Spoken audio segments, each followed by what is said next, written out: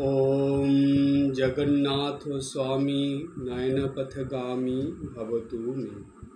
जय जगन्नाथ, जय जगन्नाथ, जय जगन्नाथ। আজকে খুবই বিশেষ দিন এবং খুবই পবিত্র একটা দিন, কারণ আজকে হলো জগতের যে নাথ, সেই নাথের আজ জন্মদিন। এই কথাটা শুনে আমাদের একটু অবাক লাগে যে জগতের নাথ স্বয়ং জগন্নাথ প্রভু, তার যিনি স্বয়ং ভগবান বিষ্ণু, তার আবার জন্মদিন কিসে? এটা কি করে সম্ভব?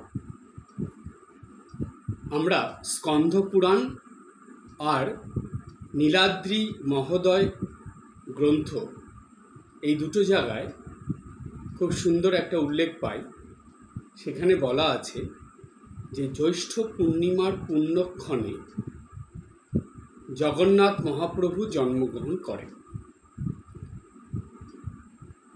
এই উল্লেখটা আমরা গ্রন্থে পেলাম, কিন্তু প্রশ্ন আমাদের মনে থেকেই যায় যে যিনি অনাদি অনন্ত স্বয়ং ঈশ্বর ভগবান, তার আবার জন্ম মৃত্যু কী? তো তখন আমাদের মনে এই প্রশ্নটা যখন আসতে থাকে, তো তার উত্তরটা তো আমাদের জানতে হবে। তাই এই উত্তরে বলা হয় যে এই পুণ্যদিনে পৃথিবীর মানুষ সর্বপ্রথম জগন্নাথ দেবের প্রকট রূপ দর্শন করেছিলেন। তো এই কারণে বা এই জন্য এই দিনটিকে জগন্নাথ দেবের জন্মদিন হিসাবে পালন করা হয়। প্রকট মানে যে জগন্নাথ দেব তিনি দর্শন দিয়েছিলেন এই দিনটাতে। এই কথা শ্রী জগন্নাথ মহাপ্রভু নিজ মুখে মহারাজ ইন্দ্রদ্যুম্নকে বলেছিলেন। কি বলেছিলেন? মহারাজ ইন্দ্রদ্যুম্ন তো জগন্নাথ দেবের খুবই ভক্ত ছিলেন। তো তার এত ভক্তি, শ্রদ্ধা, ভালোবাসা, নিষ্ঠা দেখে জগন্নাথ মহাপ্রভু মহারাজ ইন্দ্রদ্যুম্নকে বলেছিলেন যে তোমার যজ্ঞের প্রভাবেই আমার আবির্ভাব, এ কথা জানবে। যজ্ঞের প্রভাবে মানে তার যে শ্রদ্ধা, ভক্তি, ভালোবাসা বা ঈশ্বরের জন্য একজন রাজা হয়েও যিনি সর্বক্ষণ ভগবানের প্রতি এতটা মন দিয়ে রেখেছিলেন এবং সেই জগন্নাথ দেবকে সন্তুষ্ট করার জন্য যজ্ঞ করেছিলেন, সেই বিভিন্ন ঘটনার কারণে জগন্নাথ দেব সন্তুষ্ট হয়ে তিনি দর্শন দিলেন রাজাকে এবং বললেন যে তোমার যজ্ঞের প্রভাবেই আমার আবির্ভাব, এ কথা জানবে। তারপরে বলেছিলেন, আমি জ্যৈষ্ঠ পূর্ণিমাতে ধরাধামে অবতীর্ণ হয়েছি, তাই এই দিনটি আমার পূর্ণ জন্মতিথি। যেহেতু আমি জ্যৈষ্ঠ পূর্ণিমাতেই ধরাধামে এসেছি, তাই ওই দিনটি হলো আমার পূর্ণ জন্মতিথি। সেই জন্য মহারাজ এই দিনে মহাস্নান বিধি অনুসারে আমার মহাস্নানের আয়োজন করবেন। স্বয়ং জগন্নাথ এই নির্দেশ দিয়েছিলেন রাজা ইন্দ্রদ্যুম্নকে যে হে রাজন বা হে মহারাজ, যেহেতু আমার এই দিনটাতে জ্যৈষ্ঠ মাসের পূর্ণিমার এই দিনটা আমার পূর্ণ জন্মতিথি, তাই এই দিনে আপনি আমার মহাস্নানের আয়োজন করবেন। এই যে মহাস্নানের আয়োজন, এই আয়োজন থেকেই জগন্নাথ দেবের রথযাত্রার সূচনা হয় বলে এই দিনটাকে স্নান যাত্রা বলা হয়। জগন্নাথ দেবের এই স্নানের, মহাস্নানের দিনটাকে স্নান যাত্রা বলা হয়, কিন্তু আদতে এটা জগন্নাথ দেবের জন্মদিন বা পূর্ণ জন্মতিথি। এবার বলছে যে মহাস্নানের আগে কিন্তু, যে আজকে তো এই মহাস্নান হলো, এর আগে কিন্তু আপনার অনেক কিছু শাস্ত্রীয় নিয়ম অনুসারে কাজ করা হয়েছে আগের দিনটাতে। মানে যেদিন স্নানযাত্রা হয় তার আগের দিনে অনেক কিছু থাকে, তার মধ্যে যেমন অধিবাসও করা হয়। এইসব করে তারপর পরের দিন স্নানযাত্রার উৎসব শুরু, বা উৎসবটা খুব ধুমধামের সঙ্গে পালন করা হয়। সেই প্রসঙ্গে জগন্নাথ দেব রাজাকে একটা কথা বলেছিলেন যে কোটি কোটি জন্মের পাপ মুক্তি ঘটে যারা নাকি বা যে সকল ভক্তগণ আমার এই স্নান দর্শন করে বা আমার এই স্নানের কাজে তারা সাহায্য করে, খুশি মনে আনন্দ মনে তারা আমার এই স্নান দেখে তাদের মনে আনন্দ এবং হাসি খুশির সঙ্গে খুব ভক্তি ভারে আমার এই স্নানের যে প্রক্রিয়া সেটা দর্শন করে, তাদের কি হয় বলছে কোটি কোটি জন্মের পাপ থেকে তারা মুক্তি পেয়ে যায়। কত বড় কথা বলে দিলেন স্বয়ং ভগবান। সুতরাং জগন্নাথ দেবের নিজে নিজেই যে স্নানের বিধি ব্যক্ত করেছিলেন বা বলেছিলেন, সেই থেকেই স্নান যাত্রার শুরু হলো। তারপর থেকেই রাজা ইন্দ্রদ্যুম্ন এই দিনটা জ্যৈষ্ঠ মাসের পূর্ণিমার দিনে জগন্নাথ দেবকে শাস্ত্রবিধি মেনে মহা ধুমধামের সঙ্গে স্নান করান। তার স্নানের জন্য আলাদা বেদি করা হয়।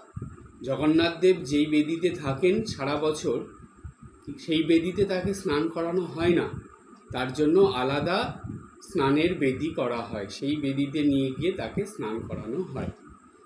তো বলছে যে এই যে রীতি, এই রীতি কিন্তু শুরু হয়, এর প্রস্তুতি আরম্ভ হয় আগের দিন থেকে, স্নানযাত্রার আগের দিন থেকে এটা শুরু হয়ে যায়। এবার স্নানযাত্রার দিন সকালে যে কি করা হয়, যে বিগ্রহ অর্থাৎ জগন্নাথ দেবের যে বিগ্রহটা, তার যাত্রা শুরু হলো। কিভাবে যাত্রা শুরু হয়? জগন্নাথ দেব সারা বছর যেই বেদিতে থাকেন সেই বেদিটাকে বলা হয় রত্নবেদী। সেই রত্নবেদির থেকে জগন্নাথ দেবকে মহা ধুমধামের সঙ্গে নিয়ে যাওয়া হয় মহাস্নানের জন্য। এই যে মহাস্নানের জন্য নিয়ে যাওয়া হলো, তো কোথায় নিয়ে যাওয়া হলো? সেটা নিয়ে যাওয়া হলো স্নান বেদিতে। সেখানে নিয়ে যাওয়ার পরে কি করা হয়? মহাপ্রভুকে স্নান করানো হয়। এই যে স্নান করানো, এর একটা খুব সুন্দর পদ্ধতি আছে। ওইখানে একটা কূপ আছে, অর্থাৎ কুয়া যেটাকে বলে কূপ। সেই কূপে সূর্যের আলো পড়ে না, সেটাকে ঢেকে রাখা হয়। সেই কূপের থেকে 108 ঘড়া অর্থাৎ 108 কলসি জল নিয়ে এসে জগন্নাথ দেবকে স্নান করানো হয়। সেই কূপের জল খুব ঠান্ডা থাকে, যেহেতু সূর্যের আলো পড়ে না, সেই জলটাকে ঢেকে রাখা হয়, তাই ওটা অন্ধকারও থাকে এবং জলটা খুব ঠান্ডা থাকে। সেই 108 ঘড়া জল দিয়ে যখন জগন্নাথ দেবকে স্নান করানো হয় স্নানের বেদিতে, তখন সে এক মানে খুবই দর্শনীয় দৃশ্য, যে দেখলে জীবন ধন্য হয়ে যায়। তো সেই স্নানের পর এত জল, ঠান্ডা জল দিয়ে, এত মানে ঘড়া, এত কলসি জল দিয়ে যখন জগন্নাথ দেবের স্নান হয়, তারপরে স্বাভাবিকভাবে কি হয়, যে বেশি ঠান্ডা জলে স্নান করলে যা হয়, জগন্নাথ দেব অসুস্থ হয়ে পড়েন। জগন্নাথ দেবের সঙ্গে আরও যারা থাকে, বলদেব, সুভদ্রা, তারা সবাই অসুস্থ হয়ে পড়ে এবং তাদের সঙ্গে সুদর্শনও থাকে। তো এরা সবাই তখন অসুস্থ হয়ে যায়। এরপরে কি করা হয়? স্নান যাত্রার পরের দিন থেকে 15 দিন জগন্নাথ দেবের দর্শন বন্ধ থাকে। 15 দিন জগন্নাথ দেবকে আর দর্শন করা যায় না। স্কন্দ পুরাণে বলা আছে যে এই যে 3টে বিগ্রহ জগন্নাথ, বলদেব আর সুভদ্রা, এই 3 জনের সঙ্গে সুদর্শনকেও স্নান বেদিতে এনে মোট 4 জনকে স্নান করানো হয়। এরপর এই 4 জনই অসুস্থ হয়ে পড়েন। এত জলে স্নান করেছে, এত ঠান্ডা জলে, অসুস্থ তো হবেই। অসুস্থ হয়ে গেলে তখন কি করা হয়, তাদেরকে মন্দিরে অনবসর গৃহে পিঁড়ির উপরে সযত্নে রাখা হয়।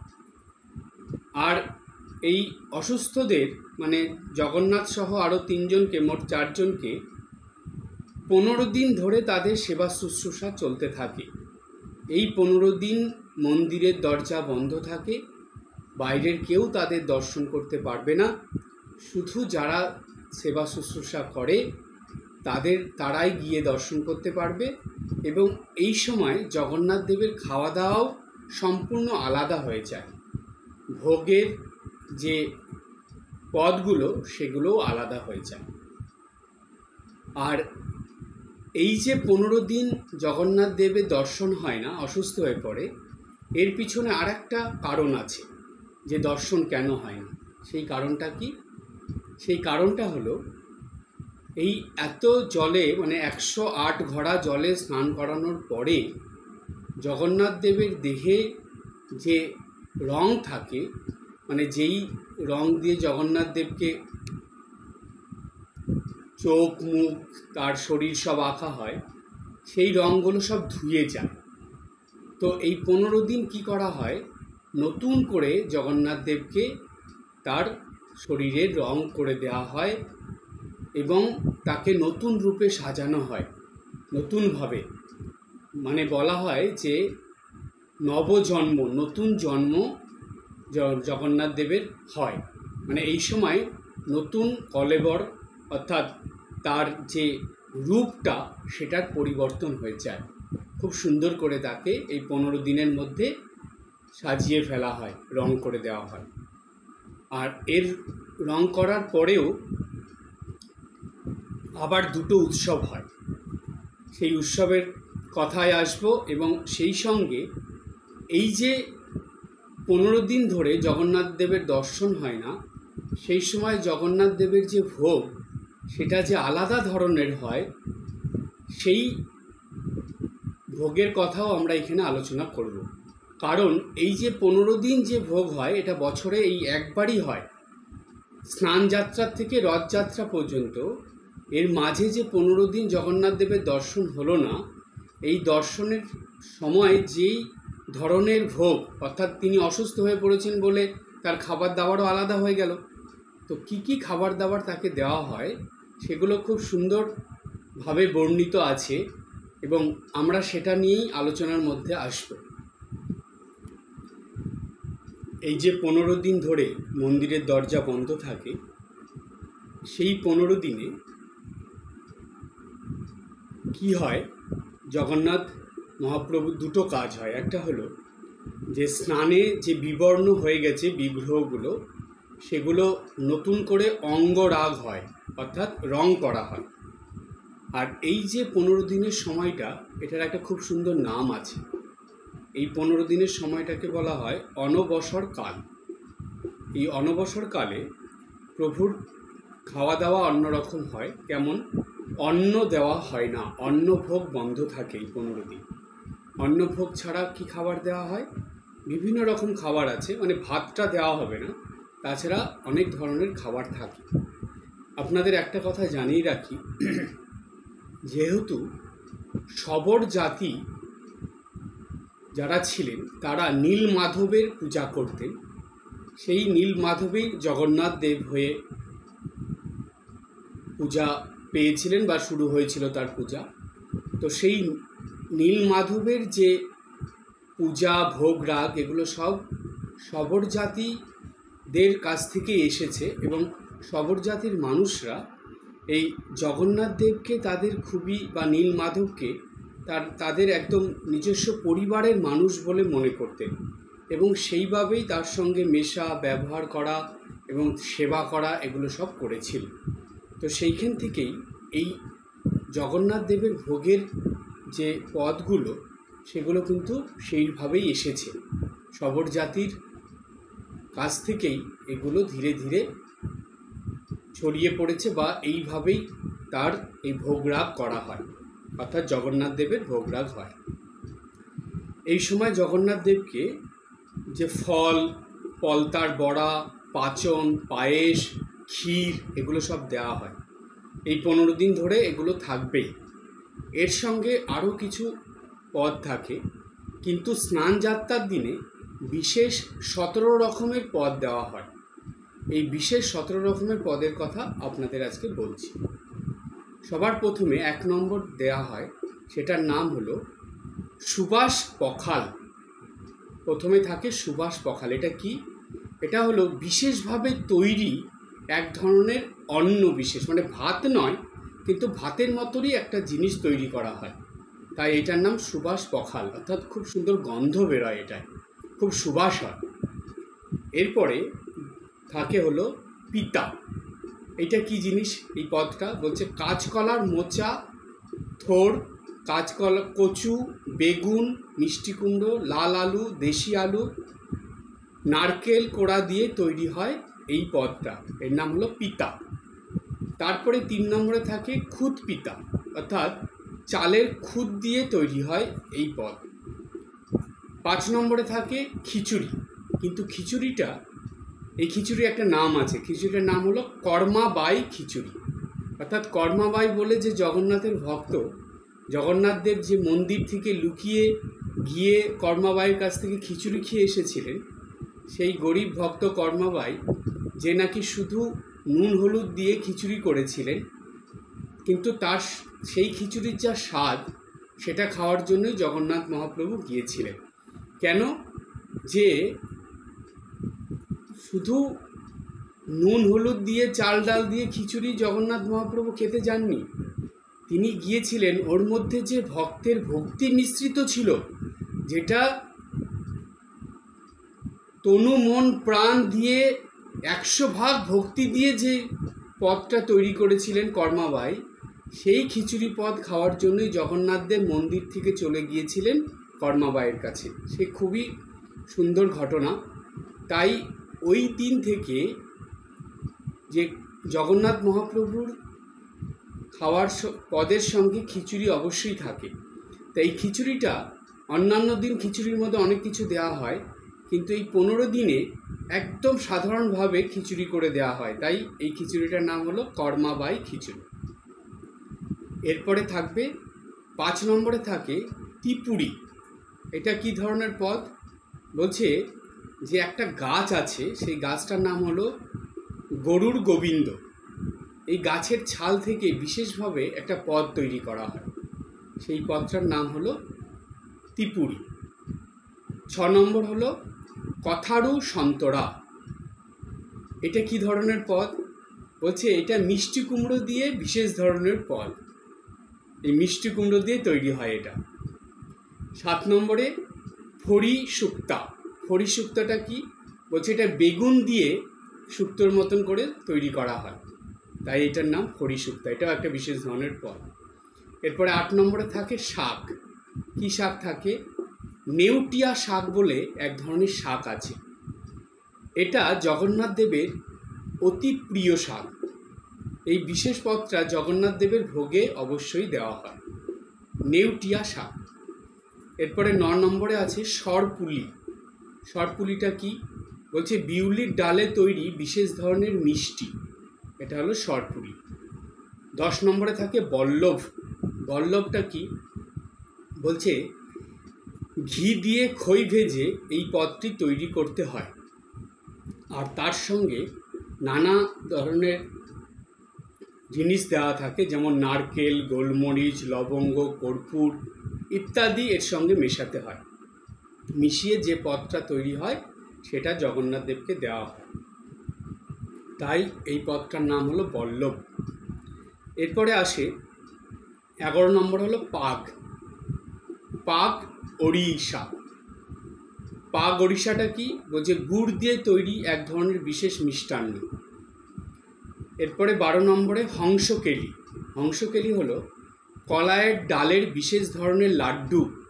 কলাইয়ের ডাল থেকে তৈরি হয় লাড্ডু, তার নাম হংসকেলি। এরপরে 13 নম্বরে আসে হিংস ঝিলি। হিংস ঝিলিটা কি বলছে? এক ধরনের জিলিপি বিশেষ, জিলিপির মতন এক ধরনের জিনিস, এটা জিলিপি বলা হয়, তার নাম হলো হিংস ঝিলি। 14 নম্বরে আসে মধুরুচি। মধুরুচিটা কি বলছে? চাল গুঁড়ো, পাকা তেঁতুল, গুড়, মিষ্টি কুমড়ো, নারকেল কোড়া, নুন আর ফোড়ন দিয়ে একটি পদ তৈরি করা হয়। এই পদটাকে বলে মধুরুচি। তারপরে আসে 15 নম্বরে ষড়পাপড়ি। ষড়পাপড়ি হলো দুধের সর দিয়ে তৈরি করা হয়, ষড়পাপড়ি। 16 নম্বরে খোয়া মন্ডা। খোয়া মন্ডা হলো মিছরি, চিনি দিয়ে ক্ষীরকে পাক দিয়ে তার সঙ্গে কিশমিশ, পেস্তা বাদাম, বড় এলাচ আর কর্পূর গুঁড়ো মিশিয়ে তৈরি করা হয়। আর 17 নম্বরে আসে কহি কড়ি। কহি কড়ি হলো ছোলা ভাজার সঙ্গে ছোলার বেসন, নুন, হলুদ এবং দই মিশিয়ে ফোড়ন দিয়ে তৈরি করা হয় কহি কড়ি। তো এই 17 রকমের বিশেষ পদ স্নানযাত্রার দিনে জগন্নাথ মহাপ্রভুর কাছে ভোগ হিসাবে নিবেদন করা হয়। আর এই পদগুলো স্নানযাত্রার দিন দেওয়া হয়। অন্য অন্য দিনে এত কিছু দেওয়া হয় না, নানান রকম জিনিস থাকে, কিন্তু সাদা অন্ন যেটাকে বলে সেই অন্নটা থাকে না, কিন্তু ফল, পলতার বড়া, পাচন, পায়েস আর একটু ক্ষীর এটা অবশ্যই থাকে। তো এইভাবে জগন্নাথ মহাপ্রভুর 15 দিন ধরে একটা অসুস্থ মানুষকে যেভাবে রান্না করে দেওয়া হয়, তেল মশলা ছাড়া, ঝাল ছাড়া, ঠিক রোগীর পথ্য যেটা, সেই রকমভাবে জগন্নাথ মহাপ্রভুর ভোগ দেওয়া হয়। শুধু স্নানযাত্রার দিনে যেহেতু জন্মদিন বলে তাকে বিশেষ এই 17 রকমের পদ রান্না করে দেওয়া হয়। এই স্নানযাত্রার মহোৎসবে শেষে, মানে সকাল থেকে শুরু করে উৎসব চলছে, তো এবার শেষে বিকেলের দিকে তখন একটা দারুণ ঘটনা হয় বা একটা দারুণ উৎসবের মতন হয়। সেইখানে কি করা হয়? তখন জগন্নাথ দেবকে হাতি বেশ ধারণ করানো হয়, হাতির মতন সাজানো হয়। এই হাতি বেশে অর্থাৎ গণপতি, গণেশ বা বিনায়ক রূপে জগন্নাথ দেব ভক্তদের দর্শন দেন এই স্নানযাত্রার দিন শেষে, অর্থাৎ বিকেলের দিকে, সন্ধ্যার সময় দর্শন দেন। আর এই সময় তাকে গণেশ রূপে পূজা করা হয়, জগন্নাথ দেবকে গণেশ রূপে পূজা করা হয়। এই যে জগন্নাথ মহাপ্রভু যে মহা রথযাত্রার পূর্বে স্নানযাত্রার দিনে যে গণপতি গণেশ হয়ে তার পূজা হলো এবং যাত্রা আরম্ভ হলো, এর দুটো কারণ আছে। প্রথম কারণ হলো সবার প্রথমে গণেশের পূজা হয়ে সব কিছু শুরু হয়, তাই এই গণেশের পুজো করতে হবে বলে জগন্নাথ দেবকেই গণেশ সাজিয়ে সেইখানে গণেশ দেবেরকে আহ্বান করে পুজো করা হয়। এই একটা নিয়ম যে সবার প্রথমে গণেশের পুজো করেই স্নানযাত্রার দিন থেকে রথযাত্রার কার্য শুরু হয়।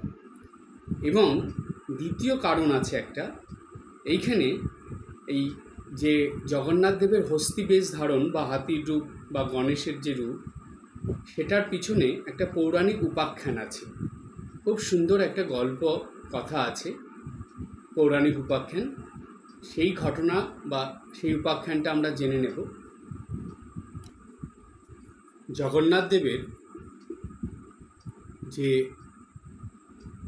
হস্তি রূপ ধারণ অর্থাৎ গণেশ রূপে যে জগন্নাথ দেবের পূজা, তার দ্বিতীয় কারণ হলো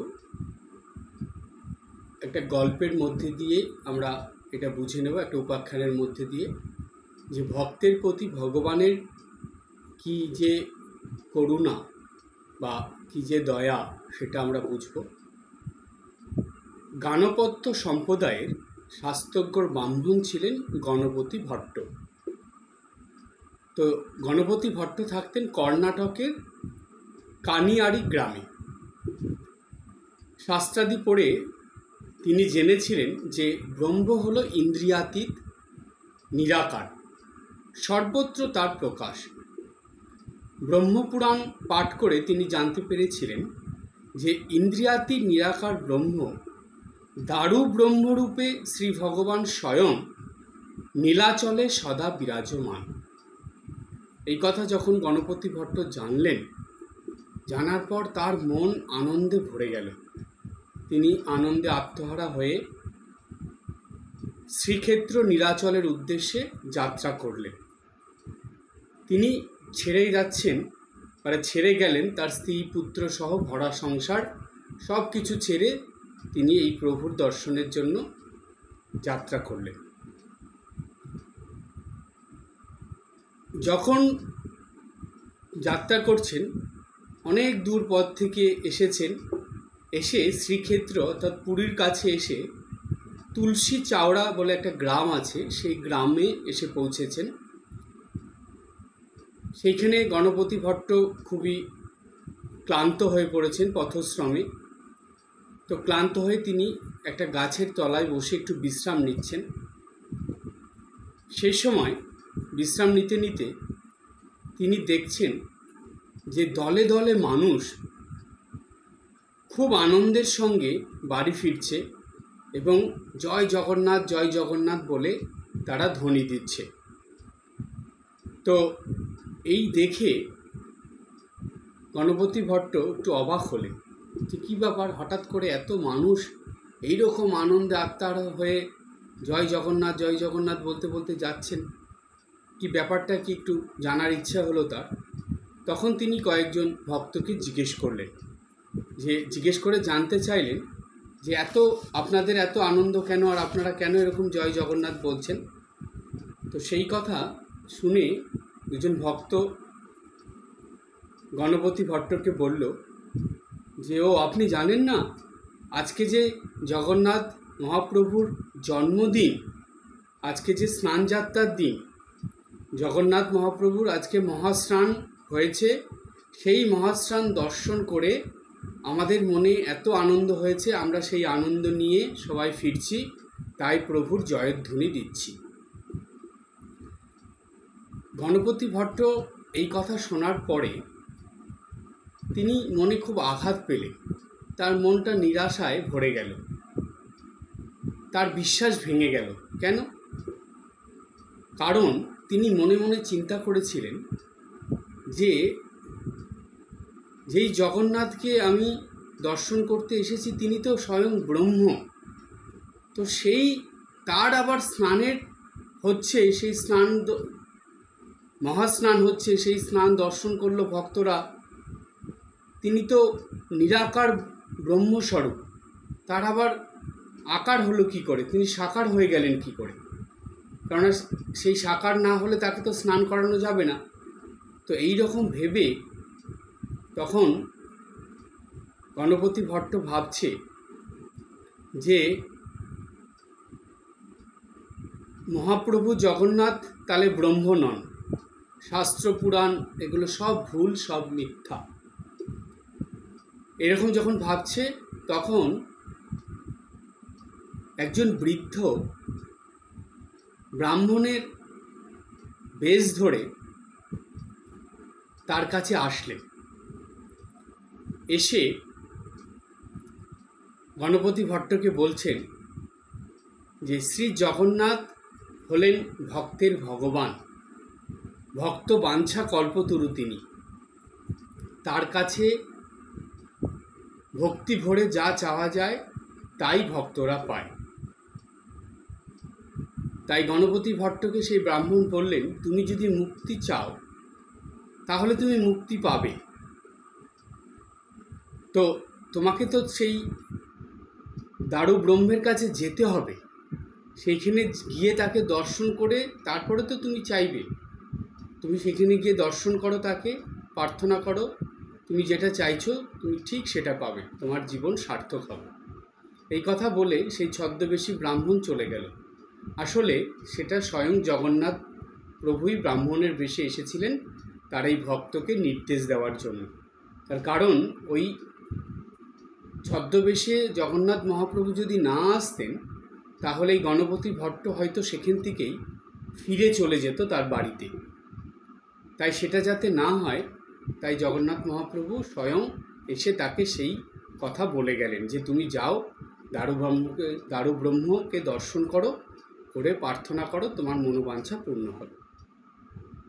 তো সেই ব্রাহ্মণের কথা শুনে গণপতি ভট্ট কী করলেন, চললেন জগন্নাথ দর্শনের জন্য।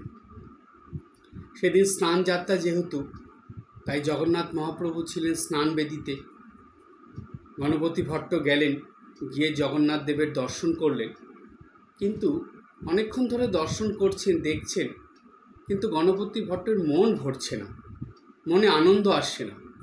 কারণটা কি? কারণ তিনি ছিলেন গাণপত্য, অর্থাৎ গণেশের উপাসক। যেহেতু গণপতি ভট্ট গণেশের উপাসক ছিলেন, তাই তিনি ভাবলেন যদি এই দারু ব্রহ্মে আমার উপাস্য দেবতা গণেশের দর্শন পেতাম তাহলে আমার মনটা আনন্দে ভরে যেত এবং আমার মনে বিশ্বাস আসতো যে সত্যি ইনি স্বয়ং দারু ব্রহ্ম, স্বয়ং ভগবান। তো এইরকম ভাবতে ভাবতে অনেকক্ষণ তাকিয়ে আছে, কিন্তু মনে কোনো আনন্দ আসছে না দেখে তখন কি করলেন গণপতি ভট্ট, দারু ব্রহ্ম জগন্নাথকে প্রণাম করে সেই ব্যথিত হৃদয় নিয়ে সেইখান থেকে হাঁটা শুরু করলেন। এইবার যখন হেঁটে হেঁটে চলে যাচ্ছেন, সেই জগন্নাথ মহাপ্রভু তো স্নানবেদিতে ছিলেন, ওইখানে একজন পাণ্ডা ছিল, অর্থাৎ পুরোহিত, যে জগন্নাথ দেবের সামনে ছিল। তো সেই পাণ্ডা হঠাৎ করে শুনছে যে জগন্নাথ মহাপ্রভু তাকে বলছে যে দেখো আমার যে ভক্ত গণপতি ও ব্যথিত হৃদয় নিয়ে এখান থেকে ফিরে চলে যাচ্ছে, তো তুমি গিয়ে তাকে থামাও, দাঁড় করিয়ে বলো যে আমি তাকে আবার এই স্নানবেদির কাছে আসতে বলছি এবং সে আসলে আমি তাকে গণেশ রূপে, তার আরাধ্য দেবতা রূপে দর্শন দেব।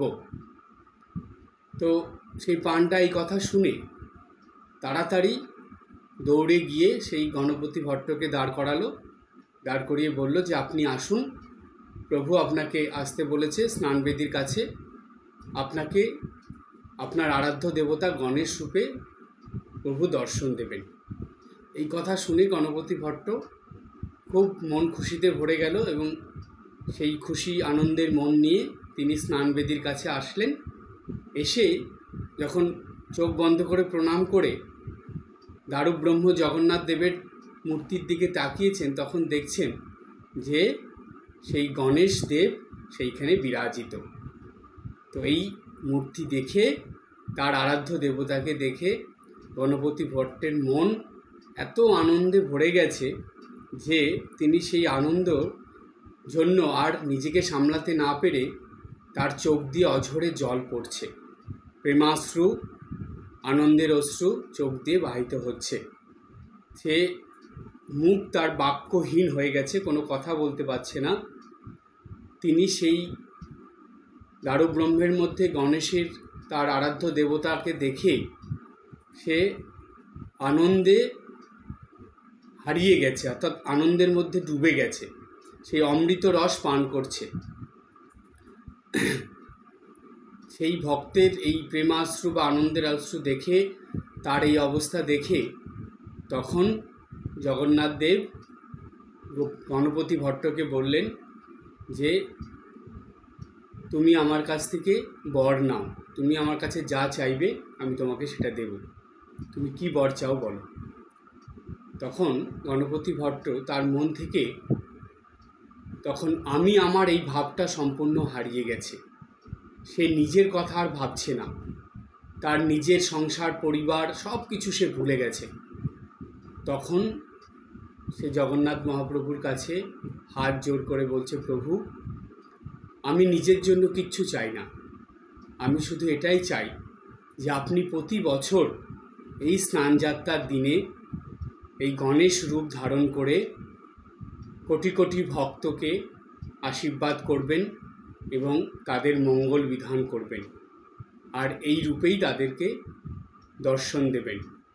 আপনি তো বিঘ্নহর্তা, মঙ্গল কর্তা স্বয়ং গণেশ দেব, তাই আপনি এই বেশ ধরেই সব ভক্তদের স্নানযাত্রার দিনে দর্শন দেবেন এবং তাদের মঙ্গল বিধান করবেন। তো এই কথা শুনে জগন্নাথ দেব খুব খুশি হলেন, খুশি হয়ে বললেন ঠিক আছে তাই হবে। তো সেই থেকে প্রতি বছর এই বিকেলবেলায় জগন্নাথ দেবের ওই স্নান বেদিতেই গণেশের রূপে সাজানো হয় জগন্নাথ দেবকে, এবং সেইভাবেই তার পূজা করা হয়। অনেক ভক্তরা তখন তার দর্শন করে। স্নানযাত্রার দিনে দর্শন হয়, তারপরের থেকেই 15 দিন সবার দর্শন বন্ধ থাকে। তাই এই যে রীতিটা চলে আসে, এটা ভক্তদের মঙ্গলের জন্যই, সেই ব্রাহ্মণ গণপতি ভট্ট তার দ্বারাই এটা সম্ভব হয়েছিল। তাই সেই পরম ভক্ত গণপতি ভট্টের চরণেও আজকের দিনে আমাদের শত শত প্রণাম। এরপরে আরও দুটো উৎসব হয় এই স্নানযাত্রার দিনে। গণেশের পূজা হয়ে যাওয়ার পর আর দুটো কি হয় সেগুলো আমরা জানব। এই যে স্নানযাত্রার দিনে গণেশ রূপে জগন্নাথ দেবের যে পূজা হলো, ভক্তদের দর্শন সকাল থেকেই শুরু হয়, এই বিকেল পর্যন্ত পূজা হয়, তার সন্ধ্যা বন্দনা সব কিছু হয়। এই স্নানযাত্রার পরের থেকেই 15 দিন জগন্নাথ দেবের দর্শন বন্ধ থাকে। এখানে বলা হয় যে জগন্নাথ দেব স্বয়ং রাজাকে এটা বলেছিলেন, জগন্নাথ দেব বলেছিলেন যে স্নান করাইবে মোরে 15 দিনে, তদন্তরে কভু না করিবে দর্শনে। আমার কি রূপ রাজা কভু না দেখিবে, সেই রূপ দেখিলে রাজা মহা দুঃখ পাবে। অর্থাৎ এই যে স্নানযাত্রার পরে যে 15 দিন বা 15 দিন, এই সময় জগন্নাথ দেবের দর্শন হবে না, রূপ দেখবে না। কেন? এই রূপ দেখলে রাজা মহা দুঃখ পাবে। অর্থাৎ সেই সূত্রে আমরা বলতে পারি যে 15 দিন বন্ধ থাকে, কারো দর্শন হবে না। তবে কি তার কাছে কেউ যায় না? হ্যাঁ, অবশ্যই যায়। যারা এই 15 দিন জগন্নাথ দেবের ভোগ নিয়ে যায়, ভোগ দেয়, তারা যাবে শুধু। আর যারা নাকি নতুন রূপে জগন্নাথ দেবকে সাজিয়ে তোলে, তারা যায়। তো এই যে নতুন রূপে জগন্নাথ দেবকে যে যারা সাজিয়ে তোলে, তাদেরকে বলা হয়, তাদের একটা নাম আছে। এই অবসরকালীন যে সময়টা 15 দিন, এই সময়ে তারা এসে সেই জগন্নাথ দেবের দায়িত্ব এগুলো সব পালন করে। তাই তাদেরকে দইতা বলা হয়। এই দইতাদের উপর এই 15 দিনের দায়িত্ব থাকে। এই 15 দিন পরেই যখন ভক্তদের দর্শন হয়, সেই দর্শনের সময় দুটো উৎসব হয়। একটা হলো নেত্র উৎসব, আর একটা হলো নবযৌবন উৎসব। নেত্র উৎসবটা কি বলছে, এই 15 দিনের পরে জগন্নাথ দেবের যখন দর্শন হবে, তার আগে জগন্নাথ, বলরাম এবং সুভদ্রার অঙ্গরাগ শেষ হলে চোখ আঁকা হয়। নেত্র মানে চোখ। এই যে চোখ আঁকা হচ্ছে, চোখ আঁকার পর, অর্থাৎ সেইখানে চোখ আঁকা এঁকে দেওয়ার পরে তো তার বলা হয় যে তখন জগন্নাথ দেব নেত্র উন্মোচন করে বা উন্মিলিত করে সব ভক্তদেরকে দেখেন। এই যে নেত্র উন্মিলন, অর্থাৎ নেত্র যে খোলা বা চোখ খুলে যে দেখছে ভক্তদেরকে, এই কথা মনে রেখে বা এই আনন্দে যে উৎসবটা হয় সেটা হলো নেত্রোৎসব। তারপরে হচ্ছে এর সঙ্গে নবযৌবন উৎসব হয়। কেন এটা নবযৌবন উৎসব, এই নামটা এরকম কেন? তার কারণ এই 15 দিন ধরে অসুস্থ জগন্নাথ দেব, বলরাম, সুভদ্রা এদেরকে সেবা শুশ্রূষা করে সুস্থ করে তোলা হয় এবং নতুন সাজে সুসজ্জিত করে ভক্তদের কাছে আনা হয়, বা জগন্নাথ দেব নতুন সাজে সুসজ্জিত হয়ে ভক্তদেরকে দর্শন দেন। জগন্নাথ, বলরাম, সুভদ্রা সপরিবারে তারা ভক্তদেরকে দর্শন দেন। তাই এই যে দর্শন দানের অনুষ্ঠান, এটাকে নবযৌবন উৎসব বলা হয়। তো এই নবযৌবন উৎসবের পরেই তারপরে রথের প্রস্তুতি শুরু হয় বা রথযাত্রা উৎসব শুরু হয়। তো দেখুন, স্নানযাত্রার আগের দিন থেকে শুরু করে রথযাত্রার আগে পর্যন্ত, অর্থাৎ এই নেত্র উৎসব এবং নবযৌবন উৎসব পর্যন্ত জগন্নাথ দেবের এই সময়ের যে পদ্ধতিটা, মানে জগন্নাথ দেবের সেবা পূজা বা এই রূপসজ্জা, অঙ্গরাগ, তারপরে তার যে আরও কিছু আনুষঙ্গিক যে উৎসবগুলো চলতে থাকে, এই নিয়ে যেন যে মহা ধুমধাম পালিত হতে থাকে। একটা এমন উৎসবের সাড়া পড়ে যায় যে শুধু উড়িষ্যায় বা ওই শ্রীক্ষেত্রতে নয়, সারা পৃথিবীতে, জগতে, এই সারা জগতে সেই জগতের নাথের যে আবির্ভাব, জন্মদিন থেকে এই যে উৎসব শুরু হয়, এটা যেন জগৎবাসীর মনে একটা আলাদা দোলা লাগিয়ে দেয়, আলাদা আনন্দ জাগরিত করে দেয়।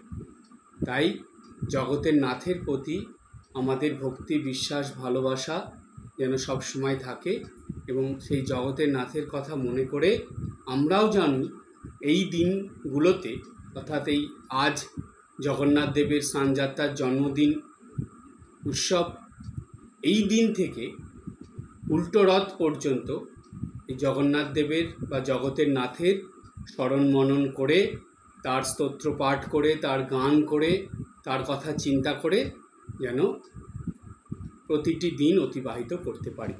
এই প্রার্থনাই আমাদের সকলের জগন্নাথের বা জগতের নাথের কাছে থাকবে এবং এই প্রার্থনার দ্বারাই আমরা আমাদের জীবন ধীরে ধীরে এগিয়ে নিয়ে যাব। কেন? তার কারণ এই জগতের নাথের কৃপাতেই আমাদের এই জগতে আসা এবং এই জগতে জীবন ধারণ করে বেঁচে থাকা।